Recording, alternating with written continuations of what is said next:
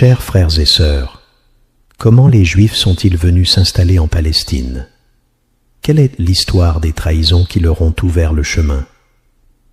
Et sont-ils aujourd'hui dignes d'engager un conflit contre les musulmans? Avant la mission de Muhammad, paix et bénédiction sur lui, le site du mont Al-Aqsa existait déjà depuis 3000 ans avant Jésus-Christ. En raison de la sécheresse et de la famine, des tribus arabes quittèrent la péninsule arabique et remontèrent vers le nord. Elles s'établirent ensuite en Palestine. C'étaient les tribus de Yabou. Leur arrivée suscita le peuplement continu de la région. Certains groupes vinrent même des contrées du nord, depuis la Turquie et l'Europe.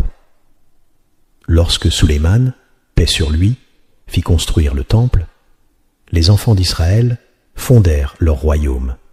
Ainsi, 721 ans avant Jésus-Christ, le temple fut achevé et la dynastie israélite prit son essor. Plus tard, 618 ans avant Jésus-Christ, Nabuchodonosor assiégea Jérusalem, détruisit le temple des enfants d'Israël et dispersa le peuple à travers les terres.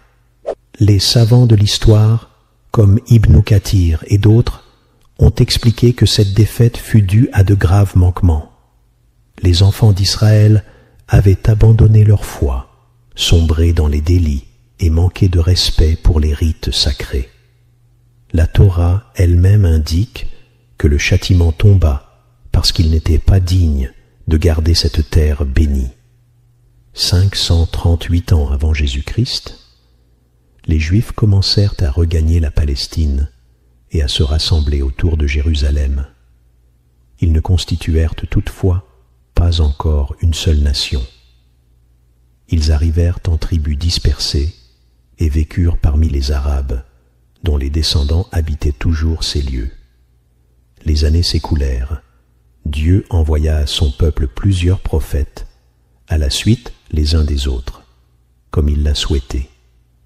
Ainsi, il envoya vers les Égyptiens Youssef, paix sur lui, et vers les habitants de l'Irak Younous, paix sur lui. Cela ne signifie pas que, parce qu'il envoya des envoyés aux enfants d'Israël en Palestine, ils sont l'origine ou le sommet de l'humanité. Les prophètes étaient envoyés à qui Dieu le voulait, et chaque communauté eut son messager. Pour l'ensemble de l'humanité, Dieu n'a envoyé qu'un seul prophète, notre maître Muhammad, paix et salut sur lui. Avant lui, les enfants d'Israël reçurent plusieurs envoyés, dont beaucoup périrent injustement. Ils assassinèrent sans droit certains messagers. Ils exécutèrent Yahya, paix sur lui, et firent couler Zacharia sous la scie. Ils se permirent même de défier ces envoyés sacrés, alors qu'au sein de leur communauté vivaient aussi des personnes pieuses, respectueuses du temple de Jérusalem et des enseignements prophétiques. Parmi eux, il y avait des cœurs purs. Par exemple, la mère de Mariam, paix sur elle, fit vœu, comme mentionné dans le livre sacré, que l'enfant qui grandirait en son sein serait entièrement consacré au service du sanctuaire. Ils offraient des promesses solennelles dès la vie fœtale. L'enfant naissait voué à adorer Dieu et à entretenir le mont Al-Aqsa. Pourtant, la majorité des enfants d'Israël ne méritaient pas cet honneur. Ils agressèrent leurs prophètes et sombrèrent dans la corruption une seconde fois, après l'avoir déjà fait une première. Première corruption, Dieu les châtia par la conquête de Nabuchodonosor. Seconde corruption, 300 ou 400 ans plus tard, ils s'égarèrent de nouveau, perdant le souvenir de leur mission. Alors Dieu envoya Issa, paix sur lui. À l'ouverture de sa prédication, ils utilisèrent le mont Al-Aqsa comme marché pour l'intérêt usuraire et comme champ de loisirs pour les courses de pigeons. Dieu les avertit d'un second châtiment. Les autorités romaines, maîtresses de ces terres, se laissèrent gagner par leurs ruses. Elles capturèrent Issa et voulurent le crucifier. En vérité, ils ne le tuèrent pas, ni ne le crucifièrent, ce ne fut qu'une apparence, car Dieu l'éleva auprès de lui. Pendant qu'il était présumé mort, ce même lieu, que nous appelons aujourd'hui la mosquée Al-Aqsa, et que nommait Temple, resta un théâtre de profanation et de divertissement. Enfin, Dieu permit qu'un des rois romains, Titus, fût envoyé contre eux pour punir cette profanation et restaurer par la justice la pureté de cette terre bénie. En l'an 70 après Jésus-Christ, l'empereur Titus incendia Jérusalem et rasa le temple des enfants d'Israël. Voilà la seconde destruction infligée par Dieu à ce peuple, pour avoir corrompu la terre à 2 reprises. Quelque temps après Titus, l'empereur Hadrien vint en 135 après Jésus-Christ. Il a nivelé la surface du mont Al-Aqsa, détruit la mosquée et fait disparaître tous les repères sacrés. Les Juifs, sans la moindre préparation pour défendre ce lieu, ne comprirent même pas qu'ils étaient en guerre. Si tu scrutes l'histoire des enfants d'Israël, tu verras qu'ils sont comme Dieu les décrit dans son livre, excessivement attachés à la vie. Le plus important pour eux est de rester en vie, même au prix de la servitude, de l'humiliation et de la soumission totale. Or, un tel attachement à l'existence seul les rend incapables de tenir ferme sur le champ de bataille et de combattre vaillamment. Compare cela à certains de nos frères en Palestine, qui vendent leur âme pour Dieu et se jettent corps et âme contre l'ennemi, prêts à tout détruire et à tout sacrifier pour la gloire de Dieu. Dans l'Évangile, Issa, paix sur lui, a prévenu son peuple. Viendra un temps où l'on détruira ce temple, et il ne restera pierre sur pierre. Le Coran reprend ce même avertissement, afin qu'ils voient ce qu'ils ont élevé, puis qu'ils le réduisent en poussière. Telle était l'histoire du mont Al-Aqsa avant la mission de notre bien-aimé prophète, paix et bénédiction sur lui. Après sa venue, il témoigna toujours de la plus profonde vénération pour ce lieu. Il attirait sans cesse l'attention de ses compagnons vers cette mosquée sacrée. Dieu fit voyager son envoyé, paix sur lui, de la mosquée sacrée à la mosquée Al-Aqsa. Certains savants rapportent qu'il ne restait alors que le mur où il attacha Al-Bourak. D'autres disent qu'aucun vestige ne demeurait, et que Dieu le fit apparaître exactement à l'emplacement ancien. Le prophète, paix et salut sur lui, enseigna: ne programmez pas un voyage pour visiter un autre lieu que ces 3 mosquées, la mosquée sacrée de la Mecque, la mosquée du prophète à Médine et la mosquée Al-Aqsa. Notre prophète, paix et salut sur lui, a dit: n'entreprenez pas de voyage pour visiter d'autres lieux de culte que ces 3-là. La mosquée sacrée, Al-Haram, cette mosquée-ci, et la mosquée Al-Aqsa.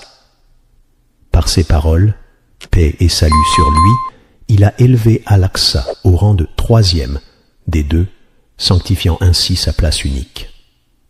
Selon l'imam Ahmad, d'après Maïmouna, qu'Allah soit satisfait d'elle, elle demanda au messager d'Allah: Ô messager d'Allah, notre Seigneur nous éprouve au sujet de la terre sainte. Qu'est-ce que la terre sainte? Il répondit: c'est la terre de la résurrection et du rassemblement. Allez-y, priez-y, car une prière là-bas équivaut à 1000 prières ailleurs. Elle s'interrogea alors: et qu'en est-il de celui qui ne peut s'y rendre?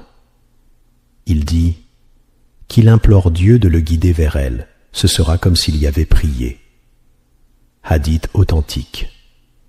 D'après Ahmad et At-Tabarani, de Saïd ibn Thabit, le prophète s'exclama 3 fois: quel bonheur pour la Cham! Interrogé, il expliqua: ce sont les anges du ciel qui déploient leurs ailes pour la couvrir. Selon Al-Iz ibn Abd al-Salam, Dieu a chargé ses anges de veiller sur cette terre et de la protéger. Al-Bukhari rapporte que, lorsqu'il sentit la mort approcher, le prophète, paix sur lui, implora « Ô Seigneur, rapproche-moi de la terre sainte de la distance que l'on parcourt en lançant une pierre. » Il ajouta « Si j'en avais la chance, je voudrais qu'on m'enterre près du chemin, sous la butte rouge, à côté de ce lieu sacré. » La Cham est la demeure de la communauté victorieuse. Selon At-Tabarani, le prophète déclarait « Il y aura toujours un groupe de ma communauté sur la vérité, dominant ceux qui leur font opposition, tels des plats placés l'un parmi l'autre, inébranlables, jusqu'à ce que vienne l'ordre d'Allah. » Quand on lui demanda où il se trouverait, il répondit « Dans les recoins de la maison sainte. » D'après At-Tabarani, de Watila, qu'Allah soit satisfait de lui, le messager, paix et salut sur lui, a dit « Prenez soin de la Cham, c'est la contrée choisie par Allah. Il y installe les meilleurs de ses créatures. Quiconque refuse d'y vivre sera rejoint par son châtiment. En vérité, Allah m'a confié la protection de la Cham et de ses habitants. Parmi ses bénédictions et son prestige divin, Issa, paix sur lui, y descendra à la fin des temps. Le Dajjal y sera vaincu. C'est aussi la terre de la grande épreuve finale entre musulmans et romains, puis entre musulmans et juifs. Selon l'imam Ahmad, d'après Abdullah ibn Umar, le prophète, paix et salut sur lui, a rapporté qu'au terme de la construction de la maison sainte par Sulayman, fils de Daoud, celui-ci formula 3 vœux qui firent de son règne un modèle de justice incomparable. Puis il annonça « Et viendra ce lieu de prière.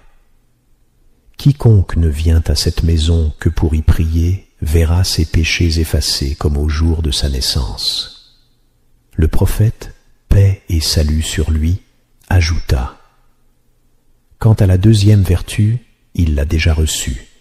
Et j'espère qu'il obtienne aussi la 3e. Par la bénédiction de cette mosquée et de ce lieu sacré, les compagnons investirent toujours à le visiter et à l'honorer.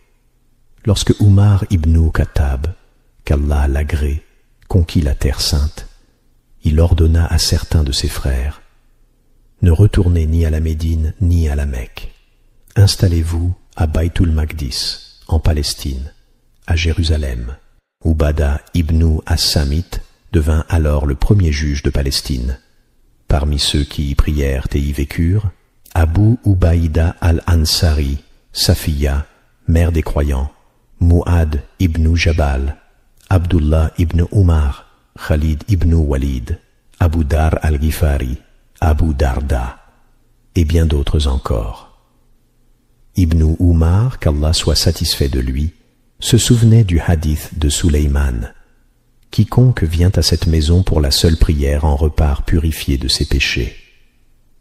Après avoir prié, assoiffé, on lui proposa de l'eau. Il répondit « Par Allah, rien ici ne me ravit davantage que la prière. Je demeurerai assoiffé jusqu'à ce qu'on m'aide à sortir de la mosquée, puis je boirai. Je suis venu pour prier seul et rien d'autre. Ô vous, ô bien-aimés, tel est l'honneur de cette maison immense. Elle fut libérée des profanateurs et servit de point de ralliement pour la foi pure. » Le regard du prophète, paix et bénédiction sur lui, se tourna vers Baytul Maqdis, encore souillé par l'idéologie chrétienne romaine. Tout comme il avait chassé le polythéisme de la Mecque pour y établir la foi, il souhaitait purifier Jérusalem de toute trace de mécréance et d'injustice. Lorsque son état fut stable à Médine, il rédigea des lettres destinées à Héraclius, l'invitant à embrasser l'islam. À défaut, il demandait qu'on accorde aux musulmans la liberté de se rendre à Baytul Maqdis pour en purifier le sol. Le prophète, paix et salut sur lui, envoya alors cette lettre grandiose au puissant Héraclius. Après cela, le prophète, paix et salut sur lui, dépêcha Haritha ibn Umayr, messager de l'envoyé d'Allah, vers Shahrabil al-Ghassani, roi de Bosra en Cham. Les Ghassanides étaient un peuple arabe certes chrétien, établi en Syrie. Lorsque Sharabil lut la lettre, il s'emporta, fit enchaîner Haritha et le fit exécuter. Or les messagers ne doivent jamais être tués. Ce fut le premier sang versé contre un envoyé du prophète, paix sur lui. Craignant que l'alliance ne se brise et que d'autres souverains n'osent de pareilles offenses, le prophète, paix et salut sur lui, ordonna de rassembler une armée pour laver cet affront et purifier la Cham. En l'an 8 de l'Hégire, 3000 combattants se réunirent sous son commandement. Ils affrontèrent l'armée romaine à la célèbre bataille de Mouta, où, bien que les Romains eussent 200 000 hommes face à seulement 3000 musulmans, seuls 12 croyants tombèrent en martyrs.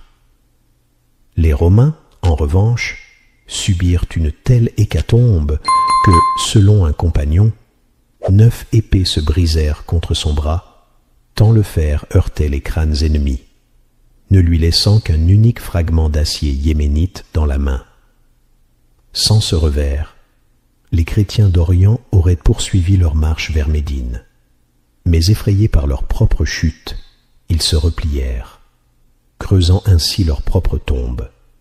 Les compagnons revinrent victorieux à Médine, marquant la première guerre entre les musulmans et les gens de la Cham. Un an plus tard, le prophète, paix et salut sur lui, apprit que l'Empire romain préparait une vaste expédition pour envahir la péninsule arabique, avec une armée sans pareille. Malgré la pénurie de moyens et les conditions difficiles, il mobilisa 30 000 hommes et partit vers Tabouk, affrontant la chaleur accablante et la fatigue. À leur arrivée, les Romains se retirèrent sans combattre, conscients de la force que révélait déjà cet Oumar. Ainsi débutèrent les premières escarmouches entre musulmans et Romains, tandis que la mosquée Al-Aqsa continuait de gémir sous la domination chrétienne. Ses murs étaient ceints de croix, son sol jonché d'ordures. Le prophète, paix et bénédiction sur lui, n'oubliait jamais ce lieu sacré, et son regard se tournait sans cesse vers la Chamilla, espérant le jour où il purifierait la terre sainte de toute souillure. Qu'Allah, le très miséricordieux, nous accorde la force de préserver la pureté de ces lieux sacrés et la victoire sur toute épreuve. Le prophète, paix et salut sur lui, garda toujours son cœur suspendu à cette mosquée Al-Aqsa. Il ne souhaitait pas quitter ce monde sans l'en délivrer de toute souillure. Au retour de son pèlerinage d'adieu, il méditait sur les paroles divines.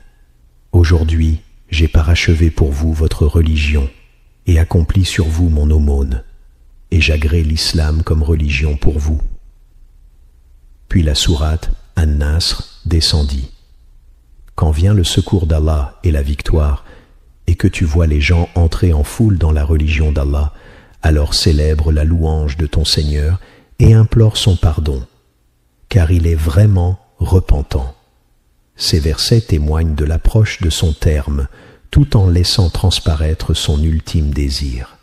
Quelques jours après son retour à Médine, le prophète, paix et salut sur lui, commença à ressentir les effets de la maladie mortelle, un mal de tête tenace. Il disait « Je ressens encore la trace du poison que la Juive m'a administré. Qu'Allah, le très miséricordieux, nous accorde la force de préserver la pureté de ces lieux sacrés et la victoire sur toute épreuve. » Le prophète, paix et salut sur lui, garda toujours son cœur suspendu à cette mosquée Al-Aqsa. Il ne souhaitait pas quitter ce monde sans l'en délivrer de toute souillure. Au retour de son pèlerinage d'adieu, il méditait sur les paroles divines. « Aujourd'hui, j'ai parachevé pour vous votre religion et accompli sur vous mon aumône, et j'agrée l'islam comme religion pour vous. » Puis la sourate An-Nasr descendit. Quand vient le secours d'Allah et la victoire, et que tu vois les gens entrer en foule dans la religion d'Allah, alors célèbre la louange de ton Seigneur et implore son pardon, car il est vraiment repentant. Ces versets témoignent de l'approche de son terme, tout en laissant transparaître son ultime désir. Quelques jours après son retour à Médine, le prophète, paix et salut sur lui, commença à ressentir les effets de la maladie mortelle, un mal de tête tenace. Il disait « Je ressens encore la trace du poison que la Juive m'a administré. » Malgré son état, l'envoyé d'Allah prépara une armée pour purifier la Cham. Il chargea Usama ibn Zaïd, qui n'avait pas 15 ans, de conduire les troupes jusqu'aux frontières de Balka et des environs de la Palestine. Il lui ordonna « Pars avec ton armée jusqu'à ce que vous fouliez la terre de Palestine. » L'armée fut alors rassemblée et équipée, prête à marcher. Hélas, après seulement quelques mois, le prophète, paix et salut sur lui, rejoignit son Seigneur. Abu Bakr, qu'Allah l'agrée, fit immédiatement partir l'expédition d'Usama. Par la suite, d'autres armées s'élancèrent vers l'Irak, la Jordanie, la Palestine et la Syrie, ouvrant ainsi les portes de la Cham. Dès son accession au califat, Abu Bakr, qu'Allah l'agrée, dépêcha des détachements vers l'Irak, sous le commandement de Khalid ibn Walid, vers la Palestine et la Syrie, sous la direction d'Abu Ubaïda al-Ansari. Les armées combattaient simultanément sur ces deux fronts. Lorsque la troupe de la Cham faiblit face à la concentration des forces romaines, Abu Bakr ordonna à Khalid, qu'Allah l'agrée, de se rendre en Syrie pour secourir les musulmans. Au terme de ces premières expéditions, la terre de Palestine resta encore largement hors de portée de l'Oumma. Les conquêtes ultérieures sous le califat de Oumar, qu'Allah l'agrée, puis la libération de Jérusalem par Salah ad-Din, et enfin la situation actuelle de la Palestine, feront l'objet de notre prochain épisode. Les armées se rassemblèrent en Cham, et la plupart des villes tombèrent sous domination musulmane. Gaza, Akka, Rafah et Yafa ouvrirent leurs portes. Il ne restait plus que Baytul Maqdis. En Jumada de l'an 13 de l'Hégire, Abu Bakr, qu'Allah l'agrée, rejoignit son Seigneur avant que la sainte ville ne fût libérée.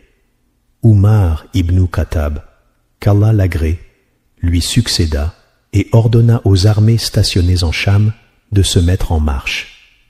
Elles encerclèrent Damas pendant 4 mois. Lorsque Khalid ibn Walid, qu'Allah l'agrée, aperçut une armée romaine forte de 200 000 combattants face à seulement 36 000 musulmans, il se leva parmi son peuple et proclama « Voici un jour d'Allah, point d'oppression ni de fuite. Purifiez votre engagement et recherchez la face d'Allah. Ce jour-là aura des retombées mémorables. » Le fer de la résistance romaine était redoutable. Dans certains affrontements, il faisait courir une chaîne entre 10 soldats pour les lier. Ainsi, si l'un d'eux tombait, les autres étaient empêchés de battre en retraite. Pourtant, les musulmans les frappèrent d'une victoire retentissante lors de la bataille d'Ajnadayn, en l'an 15 de l'Hégire, 634 après Jésus-Christ, au sud-ouest de Jérusalem. Des compagnons éminents, tels que Ma'ad ibn Jabal, prirent part à ce combat. Pendant son règne, Umar, qu'Allah l'agrée, supervisa ses armées avec une vigilance sans faille, veillant à ce que chaque front soit pourvu de renforts et de ravitaillements adaptés. En l'an 14 de l'Hégire, 635 après l'ère chrétienne, les troupes se dirigèrent vers Jérusalem et en bouclèrent les remparts. Le grand prêtre, voyant l'armée d'Abu Ubaïda al-Ansari encercler la ville, demanda à ses soldats « Qui vient d'arriver ?»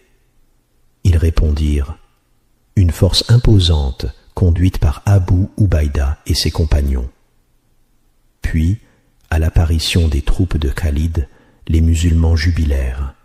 Les Romains, croyant voir le calife Oumar lui-même, s'interrogèrent. Ils consultèrent le grand prêtre qui déclara « Par la vérité de l'Évangile, si votre émir est parmi eux, votre perte est imminente. » Interpellé sur ce fondement, il expliqua « J'ai lu dans l'Évangile qu'un conquérant, dont le portrait ressemble à celui d'Oumar ibn Khattab, ouvrira Jérusalem.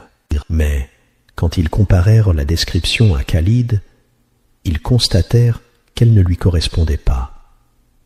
Réalisant qu'ils faisaient face à de véritables héros, ils se resserrèrent dans le combat, déterminés à défendre leur cité. Les musulmans avaient coupé toutes les voies de ravitaillement, si bien que les Romains, acculés, n'avaient plus de subsistance.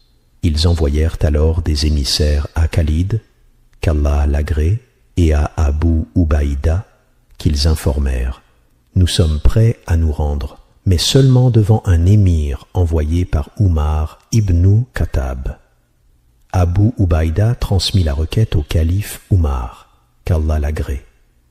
Celui-ci se mit en route vers Ilia, Jérusalem, de la manière la plus simple qui soit. Il chevauchait un seul dromadaire, partageant la place avec son jeune compagnon en alternance.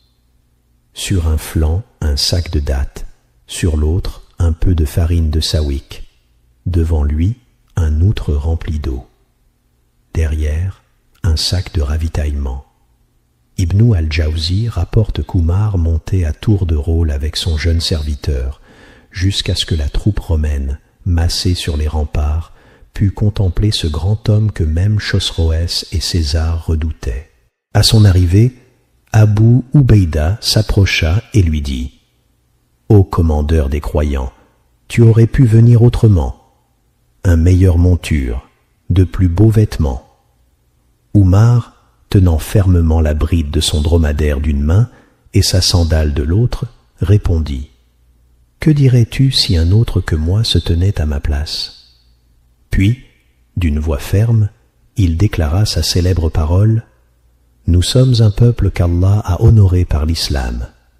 Il ne nous a point rendus puissants par un véhicule, ni par une épée, ni par un statut, ni par un bien matériel, ni par une position sociale. L'honneur est dans l'islam. » Dès l'entrée d'Oumar dans Jérusalem, la cité s'ouvrit devant lui comme on ouvre les portes à un conquérant illustre. Il y rédigea alors la fameuse charte Omariya, garantissant la sécurité de leurs personnes, de leurs biens, de leurs églises et de leurs croix, l'interdiction de s'installer dans leurs églises, de les démolir ou de les profaner, la liberté de culte, adorez votre Seigneur comme vous l'entendez, une exemption de la zakat réservée aux seuls musulmans. En revanche, la jizya serait prélevée conformément à leur statut de non-musulmans. Garde en mémoire ce pacte de tolérance et de protection, car bientôt nous évoquerons l'arrivée des chrétiens ultérieurement en Palestine et les épreuves endurées par les musulmans. Oumar, qu'Allah l'agrée, confirma la sécurité promise aux chrétiens. Ceux-ci, rassurés, regagnèrent leur foyer, déambulèrent dans les souks et circulèrent, petits et grands, en toute quiétude dans les rues d'Elia, Jérusalem. Le calife, le cœur chargé de vénération, scrutait chaque ruelle de Jérusalem en quête du lieu où l'envoyé d'Allah, paix et salut sur lui, avait été transporté lors de l'Isra, ce sanctuaire dont la prière valait 500 prières ordinaires. Il interrogea le patriarche, le grand prêtre, sur l'emplacement exact de cette grande mosquée. Où se trouve la mosquée Al-Aqsa que vous, les Juifs, révériez jadis? Mais le patriarche répondit qu'il l'ignorait. Umar le pressa, s'irrita, et entraîna cet ecclésiastique vers une décharge publique jonchée de débris et de vieux murs. C'est ici qu'elle se dressait. Devant la fosse aux immondices, Umar ôta son manteau, l'étendit à même le sol, et à l'instar de ses compagnons, ramassa les ordures, pour rendre au lieu sa pureté première. Une fois la terre mise à nu, et les vestiges du mihrab révélés, il se tint debout et accomplit 2 unités de prière. Dans la première, il lut la sourate Sad. Dans la seconde, la sourate Al-Isra. Après la prière, Oumar ordonna d'édifier la mosquée. On utilisa d'abord le bois, permettant d'accueillir 3000 croyants. Les musulmans œuvrèrent avec ferveur pour que ce lieu redevint un espace de dévotion et non de profanation. Sous Abd al-Malik ibn Marwan, on rebâtit en pierre la mosquée Al-Aqsa et l'on érigea le dôme du rocher. Cet état de fait perdura jusqu'à l'avènement des Abbassides, puis des Fatimides.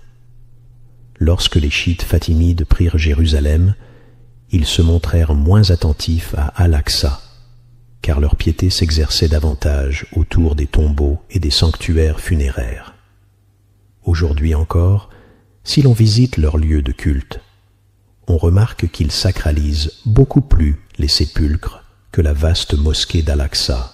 Tu verras que leurs cœurs sont bien plus attendris et tournés vers les tombes que vers les mihrabs des mosquées. Leur amour se dirige vers les défunts enterrés, qu'ils aient été pieux ou non, qu'ils fassent partie des nobles compagnons ou de la famille purifiée du prophète, que la paix et la bénédiction d'Allah soient sur lui, ou même d'autres. Leur cœur est plus attaché à ces tombes qu'aux mosquées. Si tu regardes aujourd'hui les tombes que les rafidas, chiites extrémistes, visitent, tu constateras qu'elles sont ornées, embellies, entretenues avec grand soin, et que l'on n'y dépense plus d'argent que pour les mosquées où le nom d'Allah est mentionné. Même dans la ville du prophète, que la paix et la bénédiction d'Allah soient sur lui, si tu observes leur état et leur humilité dans la mosquée du messager d'Allah, tu verras que cette humilité ne vaut rien en comparaison de celle qu'ils manifestent auprès des tombes qu'ils visitent, et où ils invoquent les morts à la place d'Allah. Et si les pieux compagnons enterrés, ou les membres de la famille du prophète, que la paix et la bénédiction d'Allah soient sur lui, savaient qu'on les adore en dehors d'Allah, qu'on les invoque pour ôter les malheurs, guérir les maladies ou accorder la subsistance, ils renieraient avec force cet acte, tout comme l'a fait Ali ibn Abi Talib, qu'Allah l'agrée, lorsque certains vinrent à lui en disant « Tu es Dieu, il n'y a de divinité que toi ». Ali, qu'Allah l'agrée, s'indigna, les gronda, les menaça de punition, et ordonna qu'on creuse un fossé. Il y jeta du feu et menaça de les y brûler, si bien que beaucoup d'entre eux y tombèrent d'eux-mêmes. Ces gens de la maison du prophète, que la paix et la bénédiction d'Allah soient sur lui, ensevelis dans leur tombe, ne sont nullement satisfaits de ce que ces extrémistes font auprès de leur tombe. Le jour du jugement, ils désavoueront ces pratiques et diront « Ô notre Seigneur, nous ne leur avons jamais ordonné de nous adorer. » Lorsque les chiites fatimides prirent le pouvoir et gouvernèrent Jérusalem parmi d'autres terres musulmanes, ils négligèrent la mosquée Al-Aqsa. Ils rapprochèrent les juifs et les chrétiens, les autorisèrent à vivre en Palestine, à se marier avec eux, et en firent même leurs conseillers, médecins et ministres. Ainsi, les juifs et les chrétiens retrouvèrent peu à peu leur influence sur Jérusalem. Voyant cela, leur convoitise pour la ville s'accrut à nouveau. Cela se passa au tout début du 2e millénaire après Jésus, soit en l'an 1095 de l'ère chrétienne, correspondant à l'an 489 de l'Hégire. Les chrétiens croyaient que le Messie descendrait à cette époque pour gouverner le monde depuis Jérusalem. Ils commencèrent alors à préparer une grande expédition. Ils envoyèrent une armée dirigée par un homme nommé Raymond, démon. Et malgré la faiblesse de cette armée, elle ne comptait que 1500 cavaliers et environ 20 000 fantassins qui marchaient à pied, car ils ne possédaient pas assez de chevaux. Regarde donc la faiblesse de cette armée. Au total, cavaliers et fantassins réunis, n'atteignait même pas 22 000 hommes. Malgré cela, ils marchèrent vers Jérusalem et l'assiégèrent pendant 40 jours. Ses habitants se battirent avec bravoure pour la défendre, mais elle fut finalement prise par les croisés le vendredi 13 Chaban de l'an 492 de l'Hégire, ce qui correspond à l'an 1098 de l'ère chrétienne. Vous vous demandez peut-être, où était le gouverneur de la Palestine? Où était Iftikhar ad-Dawla? N'a-t-il pas préparé une armée? N'a-t-il pas essayé de s'organiser? N'a-t-il pas demandé l'aide des musulmans des autres régions? N'a-t-il pas appelé à la défense de cette terre bénie? Les gouverneurs chiites qui régnaient sur la Palestine, lorsqu'ils virent les croisés approcher, leur remirent de grandes sommes d'argent, non pas pour protéger Jérusalem, mais pour assurer leur propre fuite. Ce qui leur importait le plus, c'était de sauver leur vie, eux, leurs courtisans, leurs esclaves et leurs concubines. Et effectivement, après 5 siècles de domination musulmane, les chrétiens pénétrèrent à nouveau dans la ville. Dès leur entrée, ils furent pris d'une folie meurtrière, semant la terreur, la destruction et le carnage. Ils tuèrent les femmes, les enfants et les jeunes. Tout ce qui tombait entre leurs mains fut détruit. Ils envahirent la mosquée Al-Aqsa, y versèrent le sang, assassinant les fidèles, alors qu'ils étaient en train de faire leur prière, prosternés ou inclinés. Compare cela à ce qu'a fait Umar ibn al-Khattab, qu'Allah l'agrée, lorsqu'il entra dans Jérusalem. Il accorda la sécurité à tous, même aux soldats ennemis, et il n'a pas permis qu'un seul chrétien soit frappé, même pas une gifle. Mais ici, il tuait les croyants en prière, couchés ou prosternés. Raymond, le chef des croisés, marchait entre les corps des prieurs. Il déambulait au milieu d'eux pendant que les tyrans et gouverneurs corrompus avaient déjà abandonné la ville. Il marchait parmi ces monothéistes martyrs, s'arrêta au-dessus de leurs cadavres et regarda à gauche et à droite. Les historiens rapportent que les croisés massacrèrent environ 70 000 personnes. Certains disent 70 000, d'autres disent 70 000, 65 000. Ils pillèrent les richesses, violèrent les femmes, réduisirent les femmes en esclavage, abusèrent des jeunes garçons. Et les années passèrent sur les musulmans de Palestine, plongés dans les séquelles de ce drame. La majorité des musulmans furent tués ou dispersés. Et cette humiliation dura 91 années, jusqu'à ce que l'arrogance des croisés atteigne un sommet en Palestine. L'un de leurs chefs, Renaud de Châtillon, Arnaud, alla même jusqu'à penser envahir la Mecque et Médine.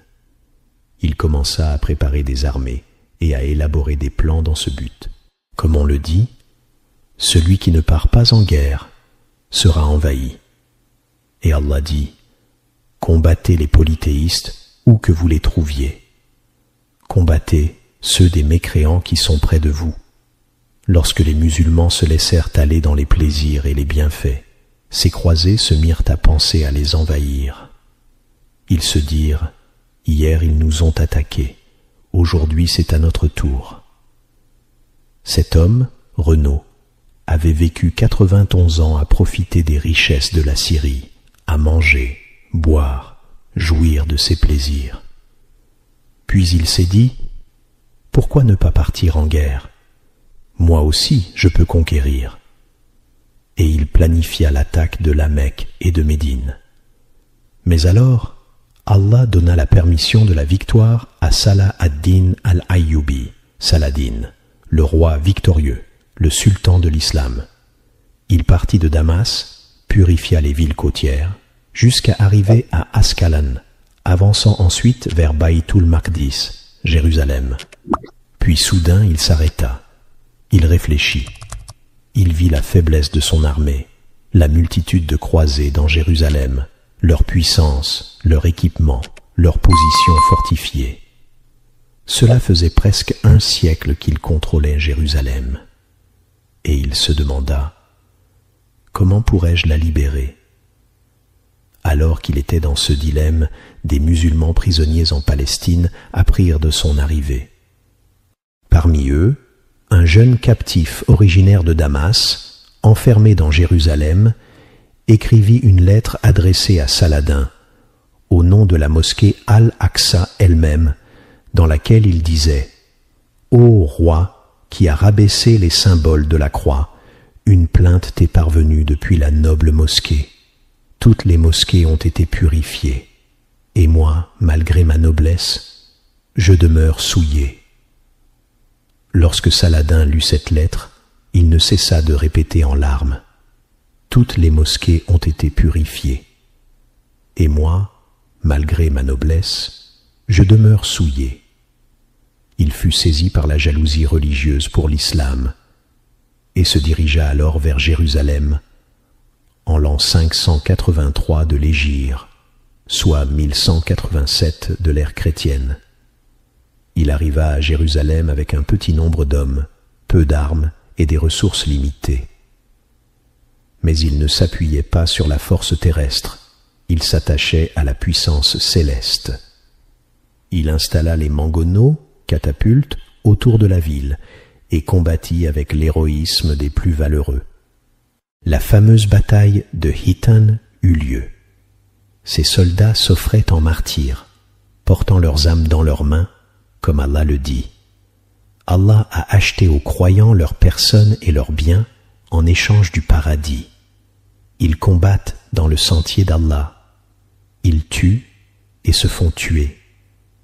Les troupes de la vérité ouvrirent les portes de Jérusalem, purifièrent la mosquée Al-Aqsa et en expulsèrent les porcs, les croisés.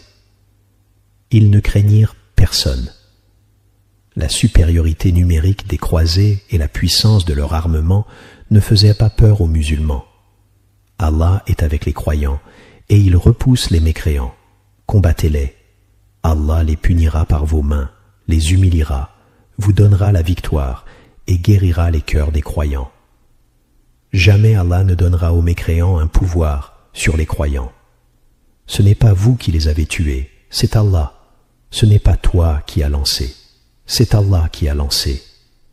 Si les musulmans d'aujourd'hui croyaient en Allah avec cette même certitude, s'ils revenaient à l'unité, s'ils purifiaient leurs intentions pour Allah, et si les dirigeants musulmans ne pensaient plus à leur confort, à leur argent ou à leur poste, mais seulement à faire triompher la religion d'Allah, alors ils recevraient les deux grandes récompenses, la victoire ici-bas et le succès éternel dans l'au-delà. Mais les cœurs se sont affaiblis, la foi a diminué, chacun ne pense plus qu'à ses propres intérêts. C'est ce qu'ont fait les anciens dirigeants de la Palestine quand les Fatimides chiites étaient au pouvoir. Ils disaient « Sauvez-nous et faites ce que vous voulez ». Chacun voulait seulement sa sécurité, sans penser à la souffrance des autres, à ceux qui avaient faim, soif ou tombaient malades.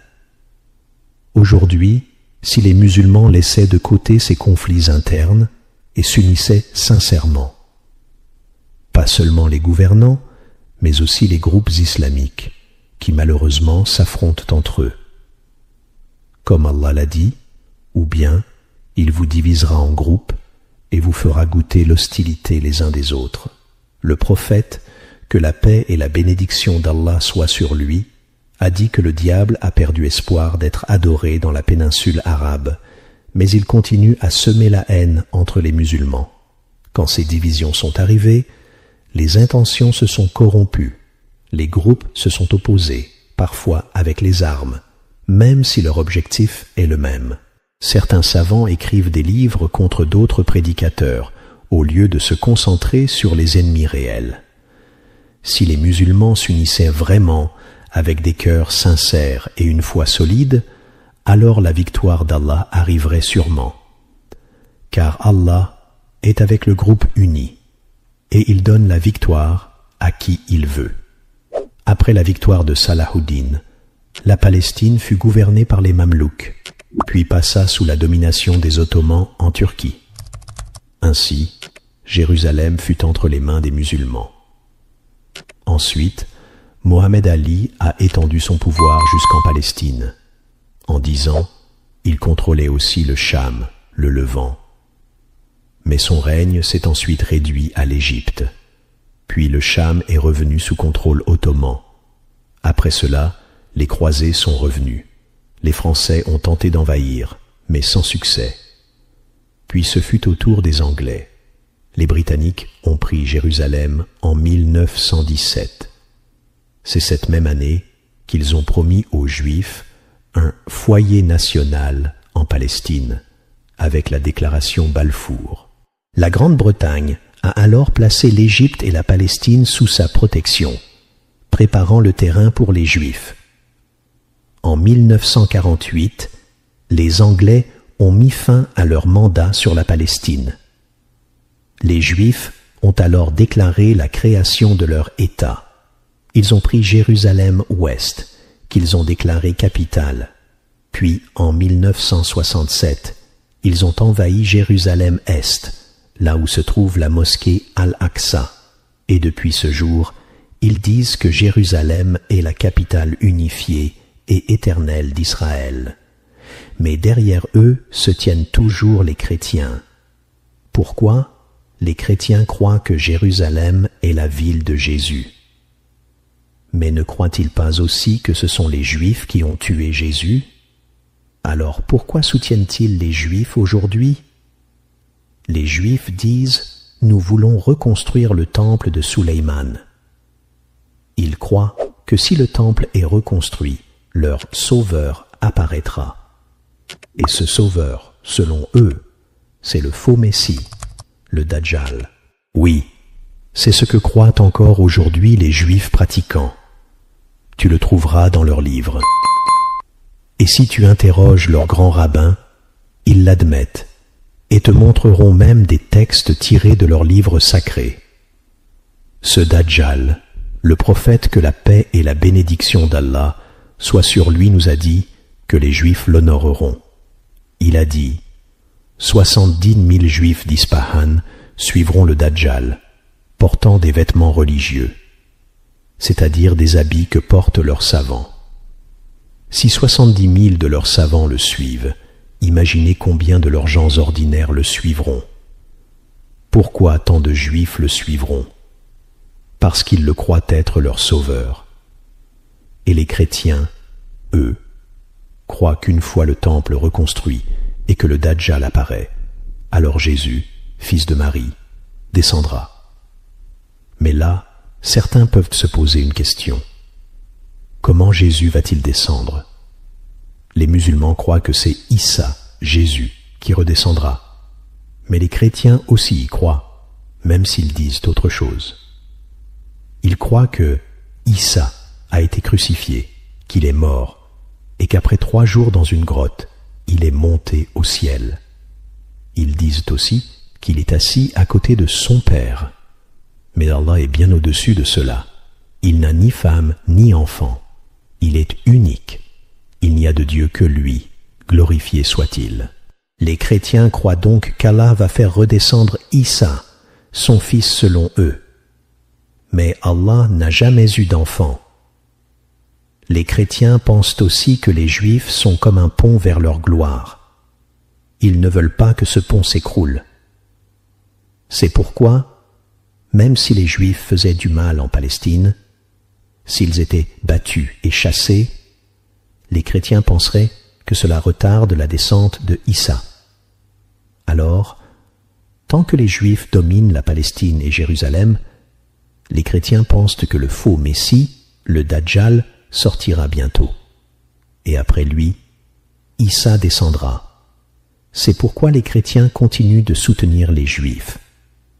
Ils les aident de toutes les manières, en les protégeant, en leur donnant du pouvoir, que ce soit chez les chrétiens ou même dans les pays musulmans.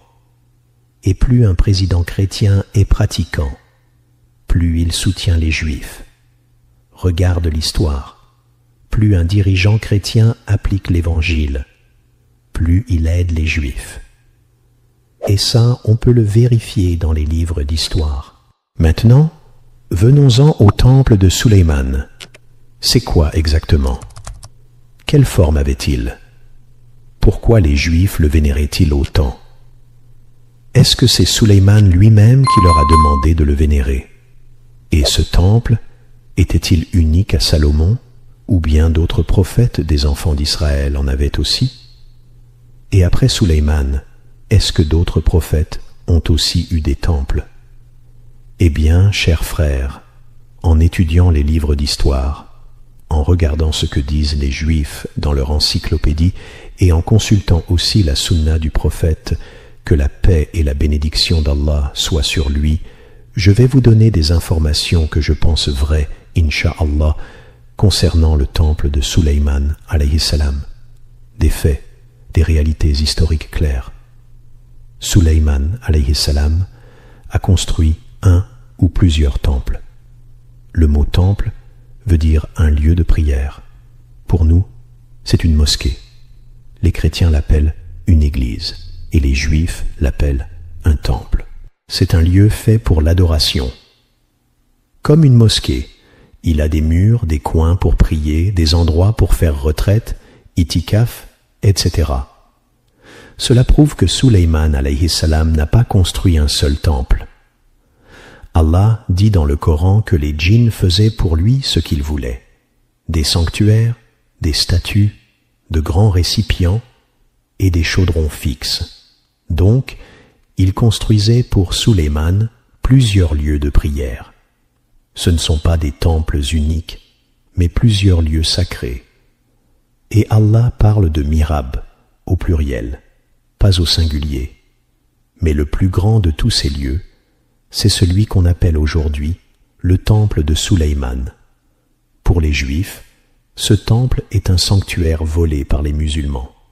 Mais du point de vue islamique, et c'est la vérité basée sur les preuves religieuses, ce lieu est un lieu sacré ancien.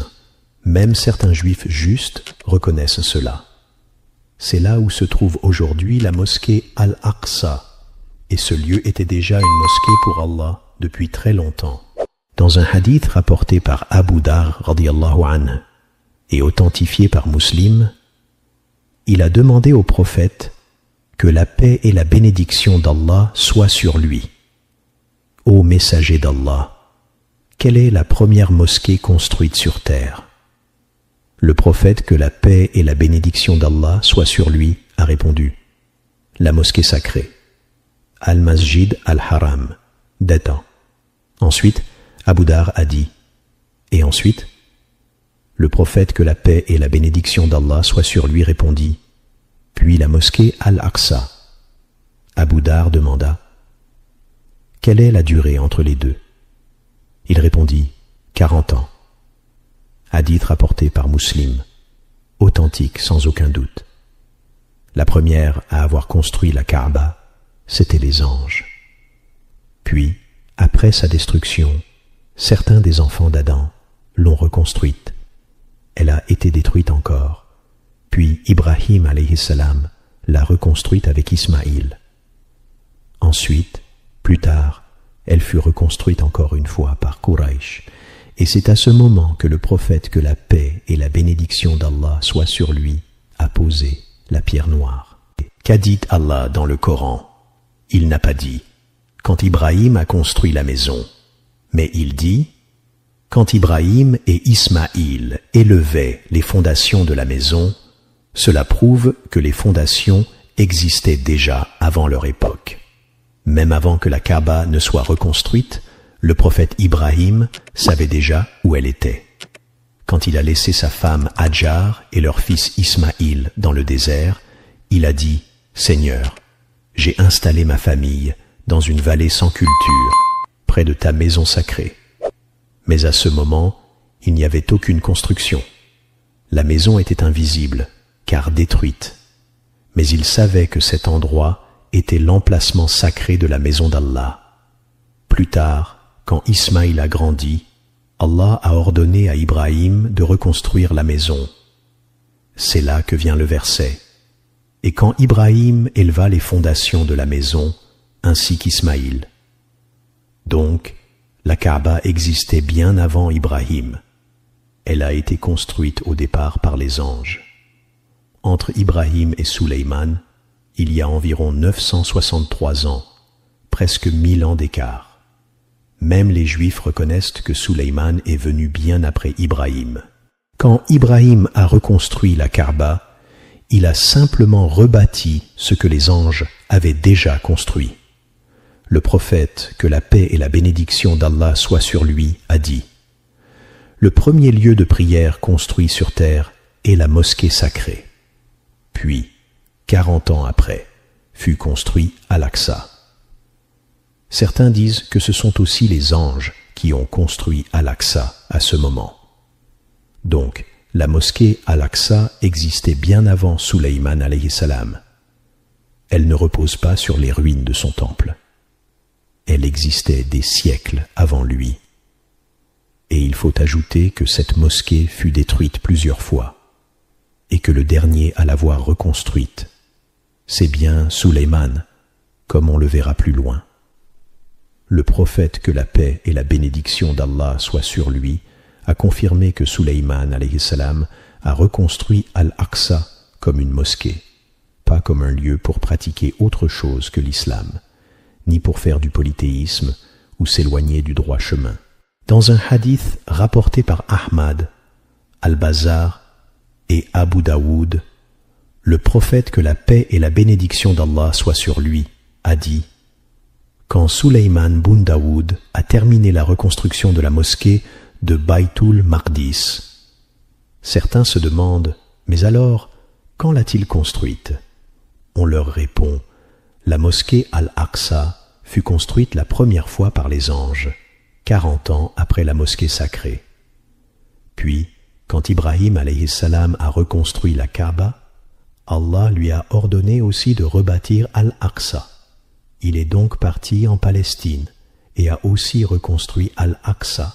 Mais ensuite, ce lieu a subi plusieurs destructions jusqu'à l'époque de Suleyman. Ce lieu sacré a été détruit plusieurs fois, comme on le verra plus loin avec les dates précises. Mais c'est bien Suleyman alayhi salam qui l'a reconstruit. Écoute maintenant les paroles du prophète, que la paix et la bénédiction d'Allah soient sur lui concernant cette reconstruction. Dans un hadith rapporté par Ahmad, Abu Daoud et Al-Bazar, le prophète, que la paix et la bénédiction d'Allah soient sur lui, a dit « Lorsque Suleyman bun Daoud termina la construction de la mosquée de Baytul Maqdis, il demanda à Allah 3 choses. 1. La sagesse dans ses jugements. 2. Un royaume que personne n'aura après lui. 3.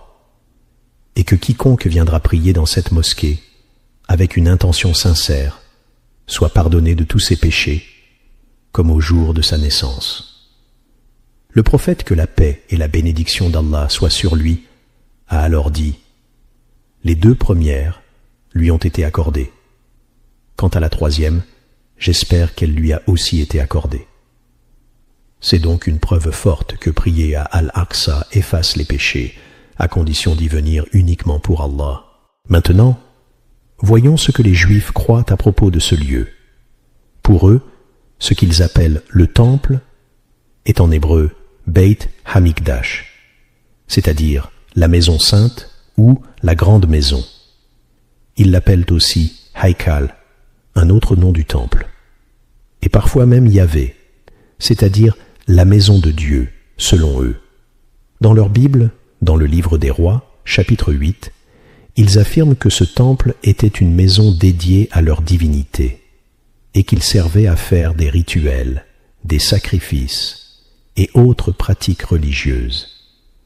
Ils disent que Suleyman a construit ce temple sur le mont Moria, qui est en réalité le lieu où se trouve aujourd'hui la mosquée Al-Aqsa et le dôme du rocher.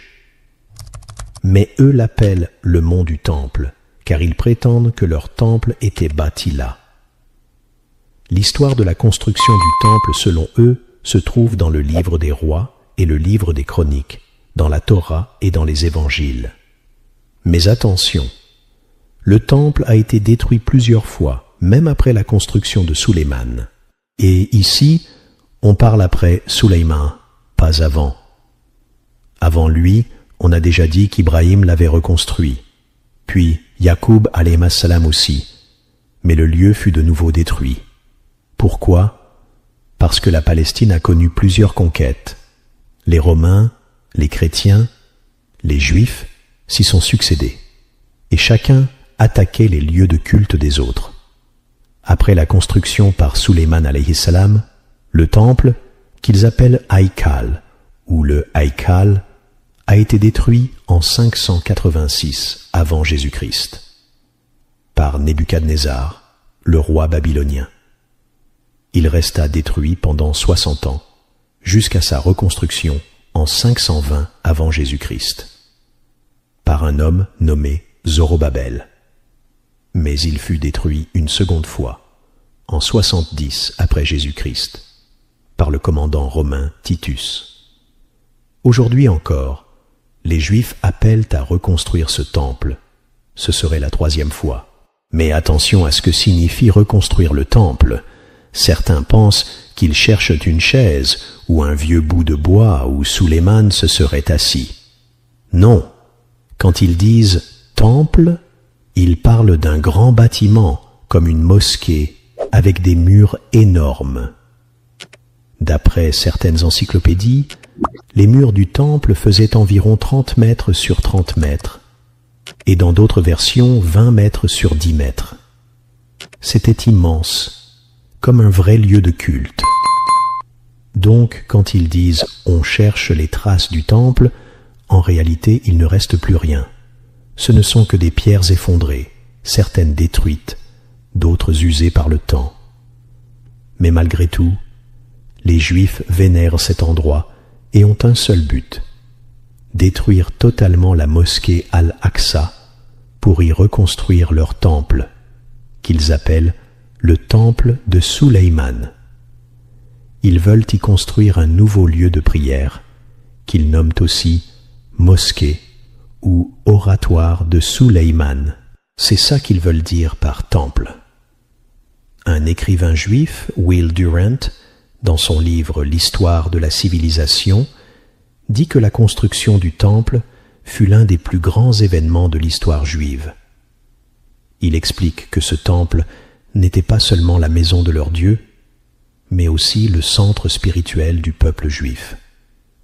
Pour eux, ce lieu est au cœur de Jérusalem, et Jérusalem serait le centre du monde. Ils disent même que le temple est le plus grand trésor de leur Dieu, et que pour eux, il est plus précieux que les cieux et la terre. Et ils prétendent que Dieu aurait créé le temple avec ses 2 mains, alors qu'il a créé les cieux d'un seul mot. Quand le temple a été détruit par le Romain Titus en 70 après Jésus-Christ. Les Juifs n'ont pas pu le reconstruire, et cela reste le cas jusqu'à aujourd'hui. Leurs dirigeants, comme Ben Gurion, qui fut le premier ministre de l'État d'Israël, ont déclaré « Il n'y a pas de sens à Israël sans Jérusalem, et il n'y a pas de valeur à Jérusalem sans le temple. » Mes chers frères et sœurs, merci d'être restés jusqu'à la fin de cette vidéo. Qu'Allah vous récompense pour votre patience et votre soif de savoir.